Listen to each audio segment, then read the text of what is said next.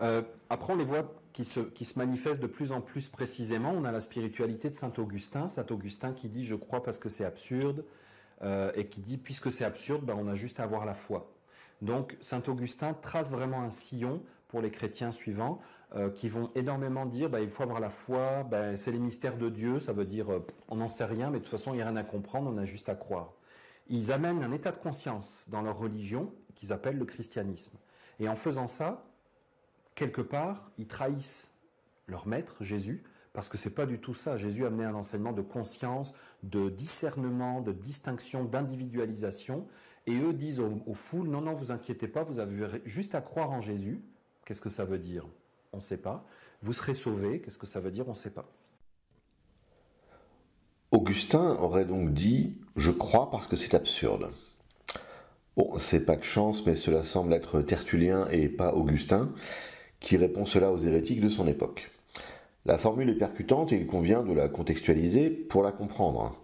Évidemment que le chrétien ne croit pas des choses qu'il pense absurdes, mais il s'agit plutôt de considérer des choses possibles que l'on catégorisait avant comme impossibles. Le fait que Dieu s'incarne peut sembler absurde à ceux qui ont une mauvaise image de Dieu. Le fait que Dieu accepte l'humiliation de la croix peut sembler absurde à ceux qui ont une mauvaise image de Dieu. Le fait qu'un mort ressuscite et monte au ciel peut sembler absurde à ceux qui ont une mauvaise image de Dieu. Il faut donc comprendre dans le texte de Tertullien qu'il répond qu'il croit justement parce que ces absurdités se sont révélées vraies. Je donne le passage de Tertullien. Le Fils de Dieu est mort, c'est croyable parce que c'est absurde, et une fois enterré, il est ressuscité. C'est certain parce que c'est impossible. Je le paraphrase de nouveau. C'est parce que je le constate, bien que cela chamboule toutes nos conceptions que je le crois. Je crois sa résurrection car nul ne peut réaliser une chose pareille. Et pourtant, il est ressuscité. Donc, j'adhère à cette réalité totalement nouvelle qui transfigure radicalement l'existence. C'est bizarre de dire qu'on ne sait pas ce que cela veut dire de croire en Jésus, car moi qui ne suis ni un grand initié, ni un essénien, ni un gnostique qui court nu dans les prés en mangeant les graines germées, j'ai compris ce que cela signifiait, comme des millions de chrétiens. Cela veut dire que je crois que Jésus se fait rançon pour moi, se fait péché pour moi, se fait malédiction pour moi pour m'éviter de payer et de passer par la croix qui était mon juste châtiment, et par son incroyable amour, il m'offre de devenir enfant de Dieu. Vous savez comment j'ai compris? Je me suis contenté de lire ce qu'expliquait l'Église orthodoxe, cette institution dogmatique, stupide, naïve et primaire. Je n'ai pas eu besoin des enseignements cachés de Jésus à Marie-Madeleine, connus seulement de dingos nés 4 siècles après. J'ai juste suivi le témoignage des apôtres, conservé par l'Église. C'était simple en fait. Alors, j'espère que je serai sauvé, ce n'est jamais gagné. Ne soyons pas simplistes comme certains protestants. Mais effectivement, puisque être sauvé, c'est participer à la nature divine, ressusciter dans un corps glorieux, j'avoue que je ne sais pas trop ce que ça va être. La seule chose qui est sûre, c'est que ça va être au-delà de tout ce que nous pouvons concevoir. Et Saint Jean, donc vous avez qu'à lire l'Apocalypse, qui veut dire la révélation. Dans l'Apocalypse, Saint Jean a codé un enseignement ésotérique très important, et c'est pour ça que quand vous le lisez, vous comprenez rien. C'est complètement dingue, c'est ridicule. Donc soit le bonhomme était complètement fou, il avait pris trop de Zoloft, soit c'est nous qui comprenons rien. Il y avait 7 trompettes, alors première trompette, il se passe ça, tout d'un coup le ciel se déchire, il y a une grande prostituée qui apparaît. Bon, ça ne veut rien dire si vous lisez le texte comme ça, là. Mais c'est un enseignement ésotérique très intéressant, il y a un sens profond et c'est une expérience individuelle de chaque être humain sur Terre. Alors, les Johannites, après on les appelle les Johannites, parce qu'ils conservent des textes de Saint Jean, ils conservent des fragments, ils conservent une mémoire, ils sont extrêmement persécutés. Et ça a été vraiment très fatigant au travers des siècles. L'Apocalypse, selon Saint Jean, serait donc un texte ésotérique. Si le langage symbolique, prophétique et apocalyptique, au sens de genre littéraire du judaïsme du Second Temple, si tout cela rend sa lecture et sa compréhension ardue, le livre n'est en rien ésotérique. Ce n'est pas parce que c'est complexe que c'est ésotérique. Si lorsque c'est complexe, cela devient automatiquement ésotérique, alors c'est un peu facile tout de même. Il s'agit ici pour l'Essénien de dire « lorsque c'est complexe, c'est à moi qu'il faut demander ». Car Jean a codé son texte, mais il m'a donné le code. Ben voyons. Ce que dit l'Église, c'est qu'en priant, en vivant de façon orthodoxe et en étudiant sans relâche, on peut rentrer dans une forme de compréhension des textes.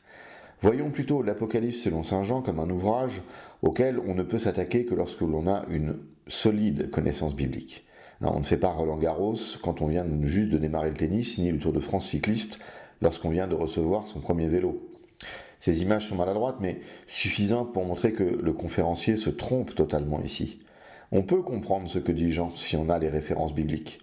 Le problème est que cela est un livre prophétique, et qu'il déclare des prophéties sur la fin des temps, et que ces choses deviendront parlantes lorsque l'on y sera vraiment.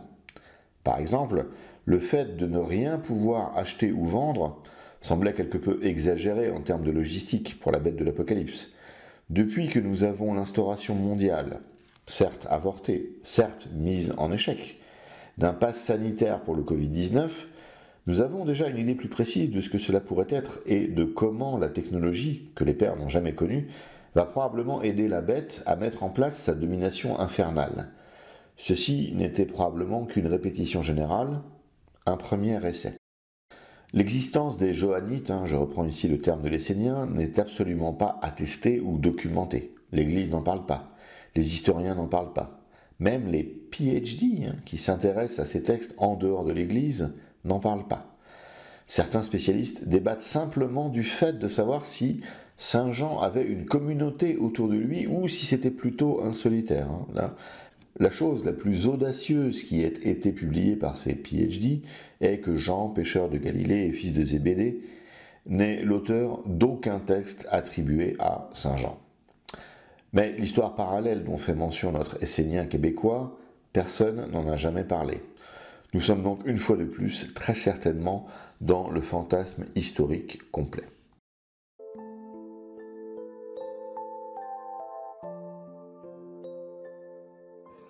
Exactement. C'est pour ça que Jésus lui a dit, tu mets ta ceinture, puis après il y en a un autre qui te la mettra. Et après il dit à Jean, je ne sais plus, je pense que les apôtres lui disent, mais pourquoi Jean? Et il a dit, que vous importe vous, si je veux que lui demeure jusqu'à ce que moi je vienne. Il désigne clairement que Saint Jean va demeurer, Saint Jean l'évangéliste, il va demeurer. Alors qu'a priori il disparaît comme les autres.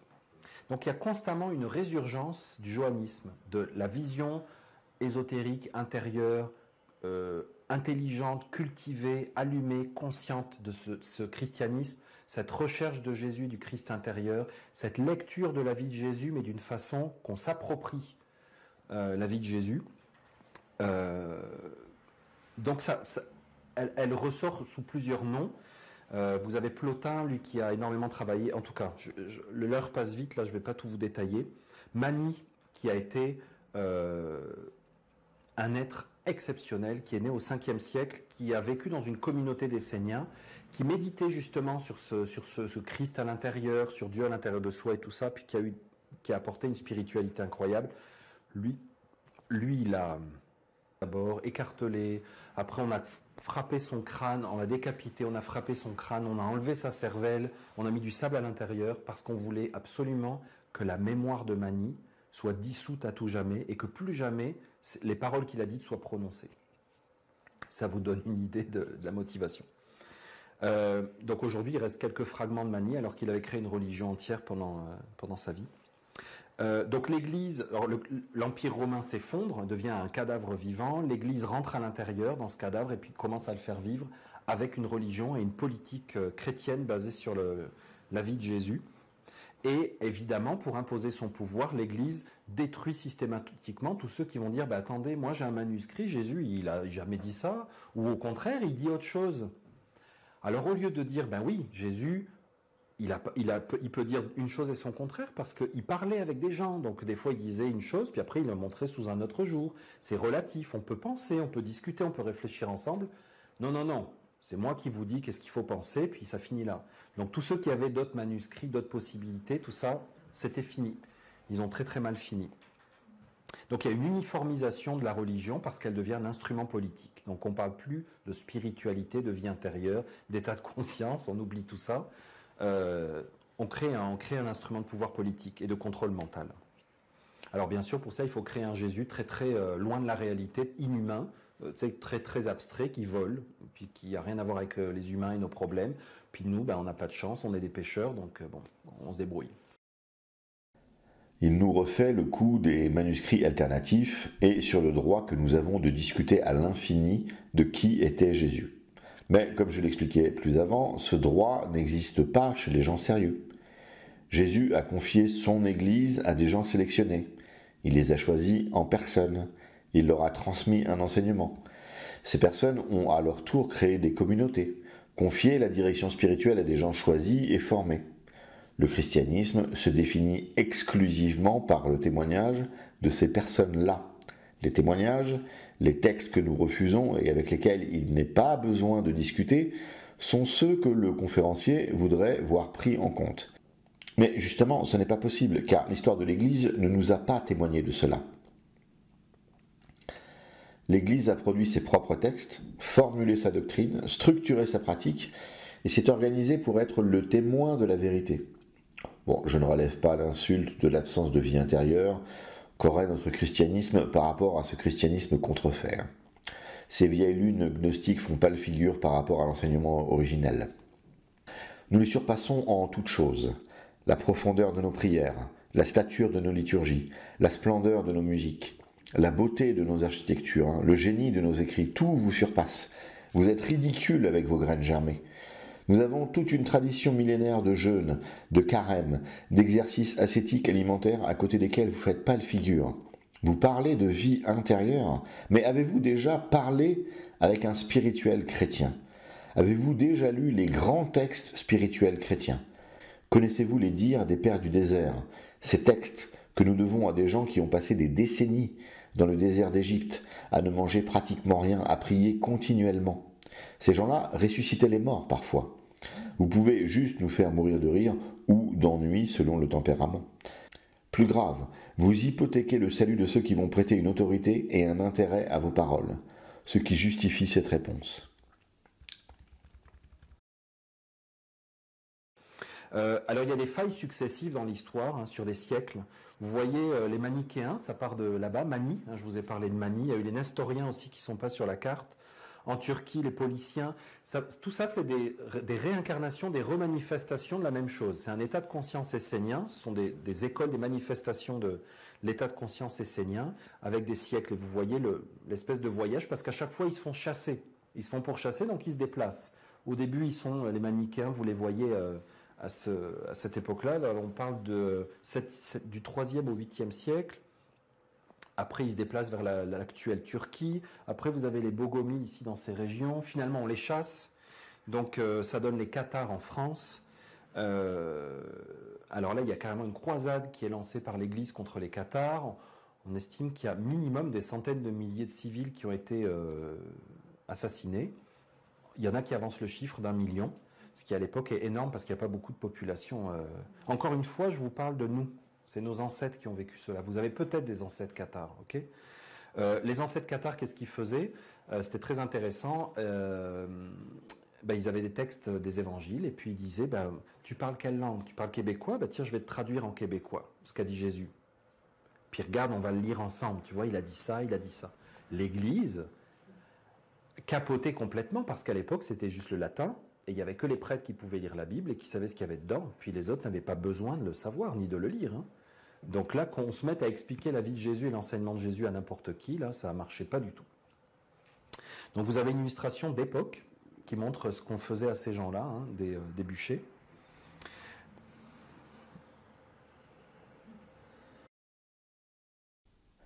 C'est intéressant de voir comment il récupère historiquement des hérésies totalement incompatibles entre elles. Les hérésies des manichéens, des nestoriens, des bogomiles et des cathares ne sont pas toutes compatibles entre elles. Il a laissé de côté tout un ensemble d'hérésies de façon à créer artificiellement cette migration vers l'Occident. Par contre, il est vrai que certaines hérésies se ressemblent énormément, comme les manichéens et les cathares, et il n'est pas interdit de penser que le catharisme est une forme de mutation du manichéisme, comme un virus mute pour continuer à frapper les organismes. Commençons par le manichéisme. Mani a vécu au IIIe siècle. Il meurt non pas de la main des méchants chrétiens dogmatiques exotériques, mais de la part des autorités perses qui veulent protéger leur religion, le masdéisme, une évolution du zoroastrisme. Mani est un hérétique chrétien et le manichéisme est une hérésie chrétienne. Il rejette le zoroastrisme pour faire un mélange syncrétique de christianisme, de bouddhisme, de judaïsme et de brahmanisme. Il est donc tout à fait dans cette approche syncrétique et de plus gnostique, puisque le manichéisme se distingue par cette vision de l'opposition entre bien et mal, lumière et ténèbres, spiritualité et matière. Ceci est un élément dogmatique fondamental du manichéisme, mais il semble que pour les autres, la dogmatique soit subtile, délicate, intérieure, profonde, lumineuse. Par contre, les chrétiens, c'est moins bien. Les manichéens étaient pour certains célibataires et végétariens. Ils avaient deux catégories, les élus, qui sortaient du cycle des réincarnations, et les autres, appelés à se réincarner et à devenir élus dans la prochaine vie. Pour les cathares, nous avons des points communs et des différences avec les manichéens.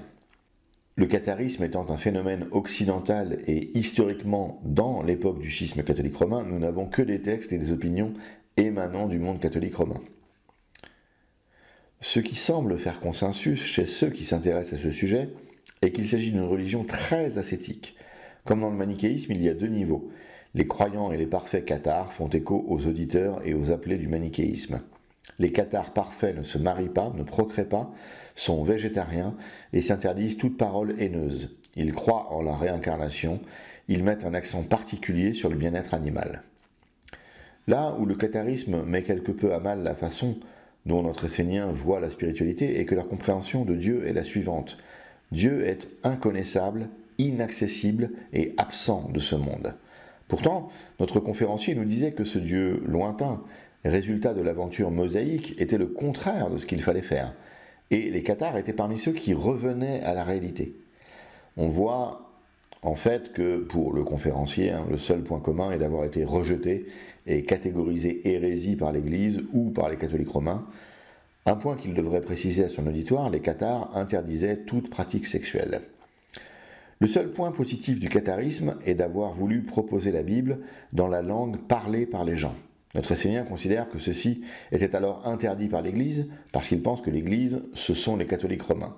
Mais l'Église, ce n'est que l'orthodoxie. Et dans le monde orthodoxe, on a toujours prêté attention à ce que les textes saints soient disponibles dans la langue parlée par le peuple. Les stupidités catholiques romaines ne doivent donc pas être portées au débit de l'Église. Dans l'Église, on a toujours voulu que les gens comprennent, ne serait-ce que pour vouloir rejeter les erreurs, comme cette religion essénienne, faite de briques et de brocs. Alors l'aventure des Templiers, ça c'est vraiment fascinant. Donc, qu'est-ce qui se passe? Vous avez l'Israël, la Palestine, où il y a eu Jésus, le tombeau de Jésus, la crucifixion de Jésus, toute l'histoire et les lieux de mémoire de la vie de Jésus, Marie, les apôtres sont là-bas. Et puis tout d'un coup, les musulmans conquièrent tout ce territoire. Donc après, ça crée des problèmes parce qu'il y a des chrétiens qui vont en Terre Sainte pour dire oh, ben, moi j'aimerais bien voir où ça s'est passé, je veux voir la maison de Jésus, tout ça. Les musulmans, des fois, veulent pas, donc ils se plaignent au pape en disant là, on peut même plus aller visiter la Terre Sainte, qu'est-ce qui se passe? Donc le pape lance des croisades en disant tous les chevaliers d'Europe, venez, puis on va aller combattre les musulmans qui sont là-bas pour récupérer la Terre Sainte, qui est plus chrétienne. Et puis là, il se passe une chose intéressante, c'est qu'il y a un petit groupe de jeunes chevaliers qui est fait prisonnier. Et puis donc ils sont en otage, ils sont sur place. Et puis là, ils hallucinent parce que, en étant dans un pays musulman loin de chez eux, ils se rendent compte qu'en fait, on leur a raconté n'importe quoi quand ils étaient chez eux. Ils se rendent compte que les curés leur racontent n'importe quoi, qu'ils n'ont aucun savoir, qu'ils sont ignorants, qu'ils sont illettrés, et que les musulmans ont un mode de vie extrêmement beau, épanoui, qui sont beaucoup plus propres que les Français, par exemple. Ils ont des bains, ils se lavent, ils se parfument, alors qu'on ne connaissait pas ça. Il y a des mathématiciens, il y a des physiciens, des astronomes, on parle des étoiles, ils sont en train de découvrir que la Terre est ronde, ils calculent les distances, tout ce qui est interdit en Europe. Et ils se rendent compte que du coup en Europe, en fait, on leur a interdit des choses, on leur a jamais appris à lire et écrire, que le pouvoir est maintenu par une petite élite qui contrôle tout, qu'il n'y a pas de poésie, il n'y a pas de musique, il n'y a pas d'art, il n'y a pas de beauté dans l'architecture, alors qu'en Orient, c'est incroyable. Tout le monde, il y a beaucoup de poésie, de la littérature, il y a de la musique, il y a des chants d'amour qui sont faits, qui sont incroyables et tout ça. Bref, ils s'aperçoivent qu'on leur a raconté des bobards, n'importe quoi, et qu'on les a pris vraiment pour des imbéciles. Et que, du coup, les millions d'Européens qui vivent, qui sont chrétiens, se font berner toute la journée. Ils se font raconter des menteries, puis ils se font exploiter.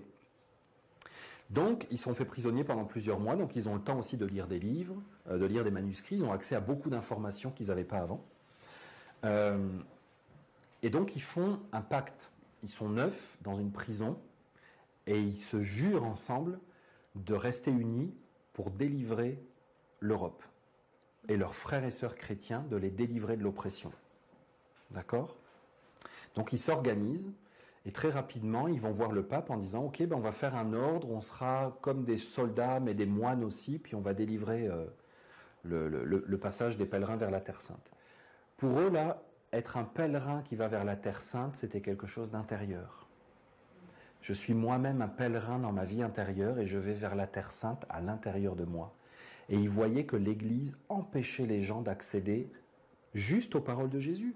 Elles étaient juste en latin réservées aux prêtres. Ils voyaient que leur religion empêchait les gens. Et donc, quand ils ont dit « on va protéger le passage des pèlerins vers la Terre Sainte », en fait, ils avaient un double langage. C'était physique pour que les gens puissent aller en Palestine, mais c'était beaucoup intérieur. Donc, ils font plein de choses que l'Église n'aime pas. Par exemple, quand il y avait une porte, avant pour rentrer à Sherbrooke, il fallait payer une taxe à l'Église. Et eux, ils ont eu le droit de faire une porte à côté où il n'y avait pas de taxe. Il ne peut pas y avoir une vidéo de bullshit crypto-maçonnique sans avoir un petit passage sur les Templiers. C'est une sorte de passage obligé. On a ici un savant mélange de haine de soi, de désinformation et de fantasme. Commençons par la haine de soi. Ici, on nous véhicule la vulgate classique, maçonnico-républicaine des Lumières, le Moyen-Âge est horrible. Pas d'intelligence, pas de culture, pas d'éducation, pas d'hygiène, pas de science, rien. On se demande bien comment cet Occident stupide et décadent a pu vaincre militairement cet Orient musulman si raffiné, si intelligent, si développé. Bon, ceux qui s'intéressent à l'histoire militaire savent que les croisés des premières croisades, jusqu'à ce que Saladin réorganise les choses côté musulman, les croisés étaient supérieurs en tout. Tactique, stratégie, équipement, organisation, logistique. Dans ce clash de civilisations, les meilleurs et les plus avancés l'ont emporté.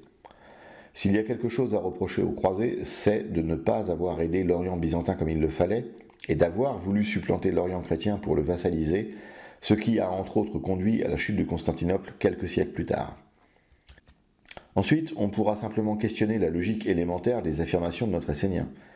Comment des prisonniers peuvent-ils accéder à des manuscrits en prison ? Les prisons musulmanes sont remplies de manuscrits bibliques chrétiens ? Comment sortent-ils pour aller parler au pape et fonder leur ordre ? Comment croire un seul instant qu'il n'y avait pas en Occident de poésie, d'art, d'architecture à l'époque des croisades ? Faut-il offrir un livre d'histoire à ce pitre ? La présentation montre que les fondateurs des Templiers découvrent la supercherie de l'Église. Mais quelle est cette supercherie ? Nous attendons depuis le départ cette révélation. Et qu'on ne me parle pas de graines germées et de courir nu ou de faire de la gymnastique. Je veux un vrai secret, un vrai complot. Comment le conférencier sait-il qu'un pacte a été établi ? Quels éléments historiques viennent corroborer cette affirmation ? L'image du pèlerinage physique, qui est la correspondance du pèlerinage intérieur, c'est le laïus classique de tous les prêtres qui accompagnent les pèlerins. Les catholiques romains aussi disent, savent et pratiquent cela depuis des siècles. Les chrétiens, orthodoxes ou pas, n'ont pas attendu les Esséniens du Québec pour découvrir les lectures allégoriques. La littérature patristique est truffée de ce genre d'images. Ici, ce monsieur nous pille en disant que ce qu'il nous a volé, nous ne l'avons jamais eu, et que cela a toujours été à lui. C'est tout de même incroyable. Ils ont inventé le système de la banque, le système des chèques, par la confiance, en disant je te fais confiance, tu vas aller, je te donne de l'argent, tu vas voyager avec, puis quand tu vas présenter ton chèque, on va te donner de l'argent. En tout cas, ils ont fait énormément de choses et pour libérer la chrétienté, ça a été vraiment leur objectif. Malheureusement, ils ont été trahis. Alors, ce qu'ils avaient aussi, les Templiers, ce qu'on pense très très sérieusement, c'est qu'ils avaient des manuscrits qui leur indiquaient l'existence de l'Amérique. Ils ont créé à La Rochelle un port avec un port de bateau là, pour aller sur l'océan, et ils ont construit une tour qui avait un angle particulier qui leur indiquait quelle direction ils devaient suivre pour arriver dans les Antilles. Et c'est pour ça que quand vous voyez des représentations de Christophe Colomb, il y a la croix des Templiers sur leur bateau. Parce qu'en réalité, les Templiers avaient ce secret de l'Amérique, ils faisaient du business. Le port de France, dont je vous parle, lui, il était interdit. Il n'y avait personne qui avait le droit d'y aller, que les Templiers. Donc ils s'en servaient pour faire leurs allers-retours. Et c'est pour ça qu'en quelques décennies seulement, l'ordre des Templiers est devenu plus riche que tous les rois, les reines et les papes d'Europe réunis. Ils ont accumulé une richesse colossale.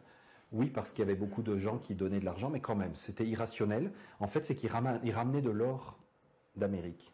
Donc ils avaient une puissance phénoménale. Donc ils ont fait ça, et alors ils se sont fait trahir par le roi de France Philippe le Bel, avec l'église et tout ça. Ça a été une malédiction colossale, et quand vous regardez l'histoire, dès qu'on a assassiné tous les Templiers, ils ont lancé une malédiction, et ils ont dit vous serez maudits. Le roi de France est mort, le pape est mort tout de suite, et l'Europe a plongé pour des centaines d'années dans l'obscurité. Il y a eu la grande peste noire qui est arrivée tout de suite, un tiers de l'Europe est morte. Ça a été une époque calamiteuse, épouvantable. Ça a été vraiment pas beau à voir.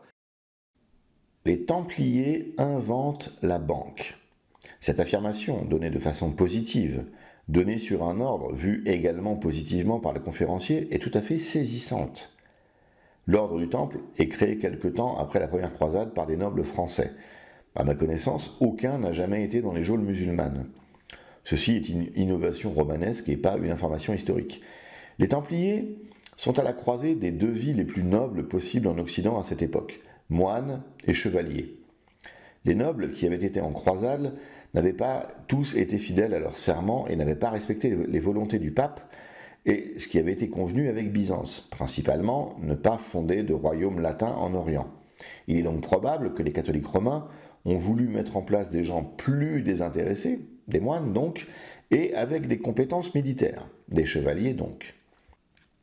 Le développement économique fulgurant tient à trois causes principales, et il n'est nul besoin de recourir à de fantasmagoriques voyages en Amérique pour cela. L'ordre était exempté de taxes, était soutenu par le sommet du catholicisme romain et les monarchies occidentales, et il était géré par des gens sérieux. Généralement, avec de riches mécènes, sans payer d'impôts et en étant bien gérés, on peut arriver à une croissance qui fera rêver n'importe quel entrepreneur. Dire qu'ils ont inventé la banque est quelque peu délirant. Ceux qui connaissent un peu l'histoire de la monnaie ou des institutions financières savent que les Templiers étaient importants, mais pas à ce point-là.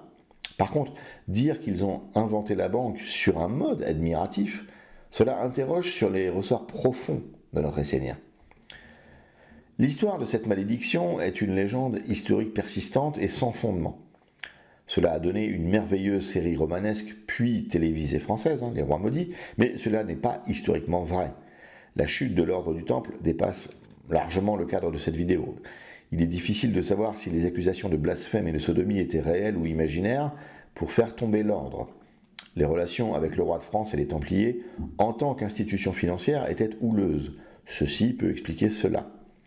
Pour la peste, la partie byzantine de l'Europe et même le monde musulman ont aussi été durement touchés. Et il devient compliqué de comprendre pourquoi une supposée malédiction a touché en plus des gens qui n'étaient pas liés au roi de France et au pape, puisque la soi-disant malédiction de Jacques de Molay, dernier grand maître de l'ordre du Temple, fut prononcée contre les Capétiens et contre le pape. Alors, vous me direz, quel rapport dans tout ceci avec l'orthodoxie ? Eh bien, l'orthodoxie se doit d'avoir une approche sérieuse de l'histoire. Si on veut être dans le sérieux théologique, dans le sérieux biblique, il faut être dans le sérieux historique. Et ici, on voit que le délire historique est un écho au délire théologique et religieux. Qu'est-ce qu'ils ont fait les Templiers survivants? Ils se sont enfuis à deux places. en Écosse et au Portugal. Au Portugal, ils ont donné leur secret de l'Amérique. C'est pour ça que c'est du Portugal qu'est partie l'initiative de Christophe Colomb. Et en Écosse, ils ont continué leur conjuration parce que malheureusement, pour nous, ils ont juré la perte de la royauté et de l'Église. Puisque c'est le roi et le pape qui les ont assassinés, ils ont dit qu'ils ne dormiraient plus jusqu'à ce qu'il n'y ait plus de roi sur terre et plus d'église.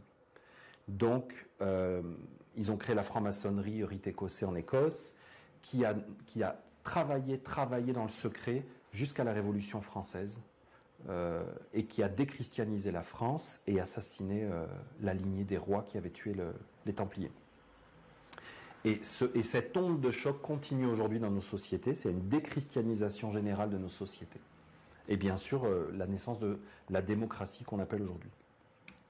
On dit aussi que c'est le dernier pape. Ouais. Il y a ici un aveu tout à fait inattendu. Deuxième et dernier moment de vérité de notre conférencier. Il admet que la Révolution française et la déchristianisation de la France et de l'Occident en général, ainsi que l'instauration de la démocratie, sont d'inspiration maçonnique. La franc-maçonnerie s'imagine une filiation avec l'ordre du Temple. Cette filiation supposée ou réelle n'est pas non plus le sujet de cette vidéo, mais il faut néanmoins reconnaître et apprécier ce moment de vérité pure et cristalline dans cette conférence. Oui, c'est la franc-maçonnerie qui a fait tomber la monarchie. C'est la franc-maçonnerie qui est l'inlassable ennemi du catholicisme en France. La République n'est pas laïque, elle a pour religion la franc-maçonnerie. La République, c'est le poison qui tue la France. D'habitude, c'est le mensonge qui se cache au milieu de la vérité. Dans cette conférence, c'est l'inverse. C'est la vérité qui était cachée au milieu des mensonges. Alors au Moyen-Âge, le grand Moyen-Âge, on va arriver jusqu'à la Renaissance, là il y a eu un bouillonnement incroyable de renaissance à chaque fois. L'Église devait vraiment capoter, pour parler québécois, parce que sans arrêt, ils pensaient qu'ils avaient détruit tous les manuscrits, ils pensaient qu'ils avaient assassiné tous les gens, puis à chaque fois il y a des gens qui retrouvaient un état de conscience en disant avoir des nouvelles idées, ils pensaient en dehors de la boîte catholique, okay, ou chrétienne. Et à chaque fois, ça arrivait. Donc il y a eu les cathares, par exemple, l'amour courtois. À cette époque, il y a des chevaliers, des princes, des princesses, des nobles dans les châteaux en Europe qui commencent à diviniser la femme. Ils commencent à dire la femme, c'est comme une déesse. Il faut lui ouvrir la porte. Il faut lui parler gentiment, il faut toujours lui dire s'il te plaît. C'était nouveau à l'époque en Europe, ça n'existait pas du tout. Parce qu'il disait, il faisait un amalgame entre la Vierge Marie et la femme qu'ils avaient avec eux, et il lui écrivait des lettres d'amour, il lui chantait des chansons d'amour. Il la mettait comme sur un piédestal pour cultiver la douceur, la beauté, la bonté, la patience. Il voulait comme faire apparaître la divinité féminine. Et ça... Alors les troubadours, vous savez, c'est les poètes, les musiciens qui passaient d'un château à un autre, et puis les gens s'ennuyaient souvent dans leur château, ils n'avaient pas grand-chose à faire, donc quand il y avait un poète ou un musicien qui arrivait ou qui jonglait, on le faisait rester pour quelques jours, puis il nous divertissait. Et en fait, qu'est-ce qu'il faisait? C'est qu'il chantait des chansons, il racontait des histoires, et dans ces chansons et dans ces histoires, il véhiculait des idées. Il disait ma femme, tu es une déesse, tu es la Vierge Marie, tu es sainte, tu es belle, je te respecte, je prends soin de toi, je ne te viole pas, je ne peux pas te frapper parce que je suis énervé. Il disait tout ça dans leurs chansons. Donc, les seigneurs, les nobles qui étaient là, les chevaliers entendaient ça, puis ça a changé leur état de conscience et ils ont commencé à créer une culture de noblesse dans les châteaux où la femme a été extrêmement prise en compte, préservée. Ça a changé vraiment énormément les mentalités. Tout autre chose, l'amour courtois. Le positionnement de l'Essénien est le suivant. Tout ce qui est bon dans notre monde occidental vient des Esséniens. Ils sont les porteurs de cette vérité cachée, occultée par une église avide de pouvoir et bâtie sur le mensonge. Une des plus belles traductions de la christianisation de ce monde européen est incontestablement l'amour courtois. Cette transfiguration des relations entre hommes et femmes, qui n'était donc plus bâtie sur la violence et la contrainte, conduit à une forme d'amour chevaleresque où la femme est mise sur un piédestal et où l'homme maîtrise ses pulsions. Les spécialistes en littérature voient les premiers traits de l'amour courtois chez Chrétien de Troyes, le créateur du cycle arthurien et des chevaliers de la table ronde. Plutôt que de rentrer dans ces reconstructions fantasmagoriques de pseudo-initiés, il convient de regarder l'amour courtois comme une particularité occidentale qui fait une des nombreuses supériorités de cette civilisation sur d'autres où la femme n'est considérée que comme une matrice. Car oui, que les oreilles gagnées à la modernité et au relativisme souffrent de l'entendre, on peut hiérarchiser les civilisations et les civilisations chrétiennes sont bien au-dessus des autres. Ce que l'Église détestait, parce que l'Église enseignait que c'était quand même Ève qui avait croqué la pomme. Ben oui, non mais il ne faut pas l'oublier. Non mais n'oubliez pas dans quel contexte on parle. Hein. C'est que les femmes sont des moins que rien. De toute façon, elles sont au démon en permanence. Elles sont démoniaques. Et c'est ça, il faut la frapper quand tu rentres chez toi le soir, parce que si toi tu ne sais pas pourquoi, elle sait bien ce qu'elle a fait. Hein, c'était un peu ça. Donc de façon plus ou moins organisée, la conscience, l'état de conscience essénien sans arrêt il ressurgit. Des fois ils avaient des manuscrits, donc ça a créé tout un émoi pendant quelques dizaines d'années, l'Église pourchassait des gens pour essayer de récupérer les manuscrits. Des fois c'était simplement quelqu'un qui avait un état de conscience différent, puis qui disait attendez, le Christ vit à l'intérieur de chacun de nous, ce que l'Église ne voulait pas. Hein. Vous voyez, plein de choses comme ça. Mensonge sur mensonge, un vrai millefeuille de mensonges. Ce n'est pas l'Église qui dit que Ève a croqué la pomme, c'est la Bible. La Bible précise que Ève a mangé du fruit défendu de l'arbre de la connaissance du bien et du mal. L'Église n'a pas produit ces textes, mais les a reçus comme ayant autorité indiscutable. C'est-à-dire, dans une perspective un tant soit peu sérieuse, c'est Dieu qui le dit à Moïse. Et ce que dit Dieu à Moïse serait donc un objet de raillerie et de critique. Je passe sous le fait que ce n'était pas une pomme, erreur classique culturelle en Occident. Le comble de la malhonnêteté ici est peut-être d'attribuer au christianisme cet adage visiblement arabe de frapper sa femme chaque soir, christianisme qui est la civilisation la plus tolérante avec les femmes. Le christianisme laisse une place particulière dans sa dévotion à la Théotokos, la Vierge Marie comme on dit plus spontanément en Occident, qui montre bien que la femme n'est pas du tout vue comme démoniaque. Les Rose-Croix, le phénomène de la Rose-Croix qui apparaît en Allemagne au XVe siècle, il est très très révélateur. Christian Rose-Croix tout d'un coup a une épiphanie, a une révélation, c'est vraiment un missionné, un envoyé, et il dit, c'est pas un homme torturé et ensanglanté qui est au centre de la croix.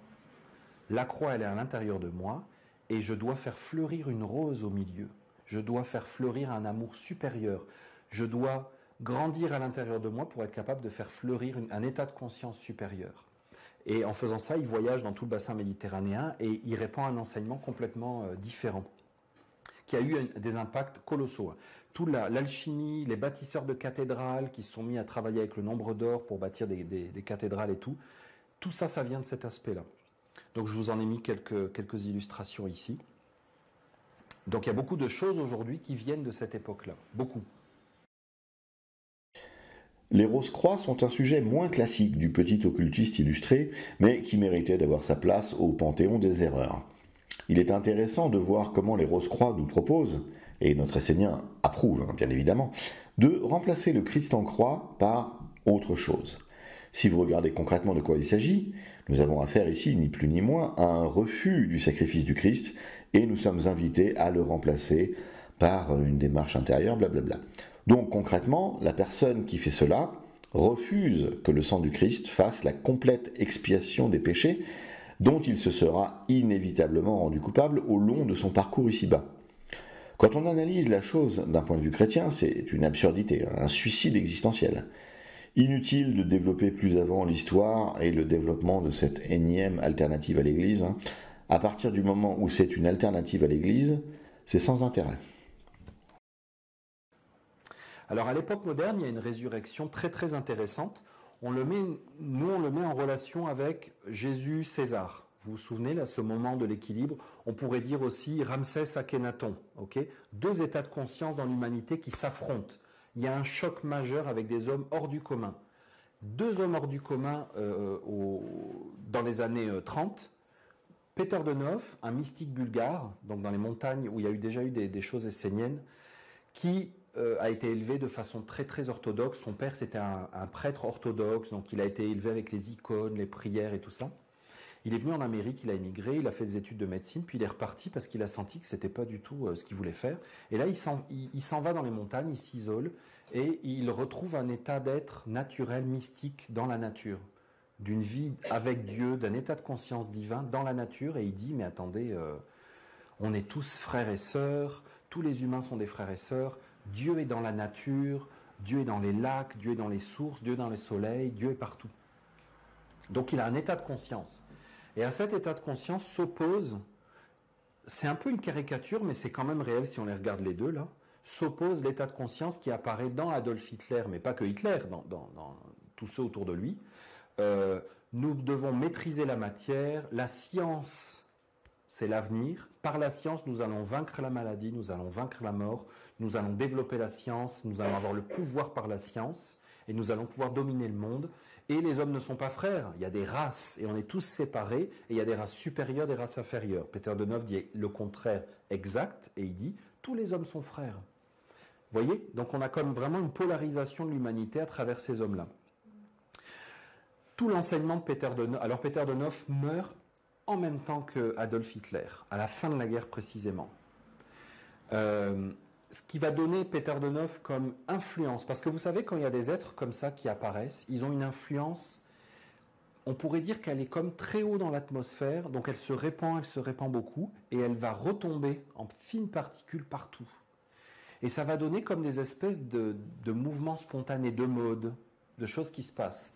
Et qu'est-ce qui se passe après la Deuxième Guerre mondiale? La Beat Generation qui apparaît aux États-Unis, le Flower Power des années 60-70, le mouvement hippie, le retour à la terre, la remise en question des valeurs traditionnelles de la société occidentale. Je vous ai mis un Peace and Love, mais c'est vraiment ça. Si vous prenez l'enseignement de Peter de Nov, on est tous des frères et sœurs, il faut aller dans la nature, il faut danser, chanter pour être dans la joie et la communion avec Dieu. Vous avez après les poussières qui retombent et ce jeunes dans le monde qui vont dire non, moi je veux me laisser pousser les cheveux, je veux plus manger de viande, je vais aller élever des chèvres dans la campagne, je veux plus aller à la messe, je veux plus aller à l'église, tout ça, je veux plus entendre parler. Puis je vais tricoter mon chandail moi-même et tout ça.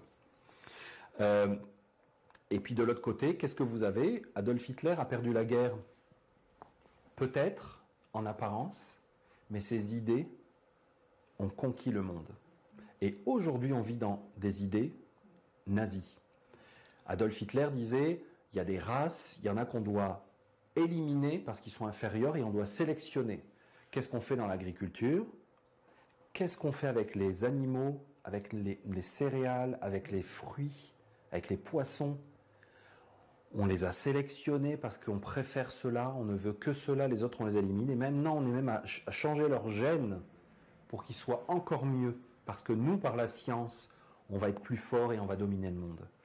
Donc les idées d'Hitler n'ont pas du tout perdu la guerre selon moi. Elles ont été complètement récupérées par les Occidentaux avec bon nombre de scientifiques. Et ça a donné, par exemple, la bombe atomique. La victoire d'Adolf Hitler, c'est la bombe atomique. Et c'est la génétique. C'est la grande victoire d'Adolf Hitler. Donc, il est mort en s'offrant. Il s'est offert pour sa cause. Comme Jésus s'est offert pour ce en quoi il croyait. Et ces grands hommes font toujours ça. Ils fleurissent et ils meurent en ensemençant le monde par leur sacrifice personnel.